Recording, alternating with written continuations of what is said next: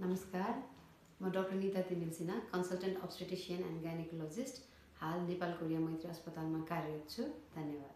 सेतो पानी बग्ने समस्या सामान्य पनि हुनसक्छ, जटिल पनि हुनसक्छ। अब कति महिलाहरूले चाहिँ फिजियोलोजिकल डिस्चार्ज भन्छौँ हामी, सामान्य डिस्चार्ज आए चाहिँ त्यसलाई पनि प्रब्लम हो कि भनेर पनि हाम्रो ओपिडीमा आइराख्नु भएको हुन्छ। कहिलेकाहीँ चाहिँ प्याथोलोजिकल डिस्चार्ज भन्छौँ हामी, जुन चाहिँ रोग हो, त्यस्तो चाहिँ अब सामान्य मान्न मिल्दैन।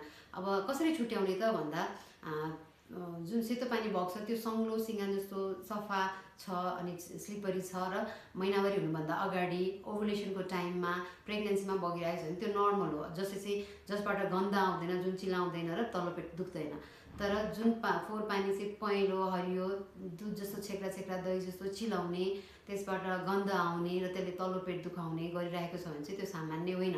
यसरी छुट्याउनुपर्छ, फिजियोलोजिकल हो कि प्याथोलोजिकल, अर्थात् नर्मल हो कि एबनर्मल हो। त्यो डिस्चार्ज को चाहिँ टाइप हेर्नुपर्छ। त्यसको लागि चाहिँ एकपटक गाइनेकोलोजिकल परामर्श लिनुभयो भने चाहिँ गाइनेकोलोजिस्टले चाहिँ पत्ता लगाइदिनुहुन्छ कि यो सामान्य हो कि असामान्य हो भनेर। धन्यवाद। कहिलेकाहीँ महिलाहरूलाई के अरे असहज परिस्थितिमा, जस्तै मिड नाइटमा अनि आफू अलिक टाढा रहेको बेलामा अथवा आफूले नभ्याउने बेलामा समस्याहरू आउन सक्छ। त्यसको लागि चाहिँ हेल्थ यातायात प्लेटफर्मले चाहिँ यहाँहरूलाई कुनै पनि बेला सर्भिस दिन रेडी हुनेछ। यसको लागि चाहिँ यो टेलिमेडिसिनको प्लेटफर्म युज गर्न सक्नुहुन्छ, जसबाट चाहिँ हामी चिकित्सकहरूले यहाँहरूलाई घरै बसी बसी सेवा प्रदान गर्नेछौँ। धन्यवाद।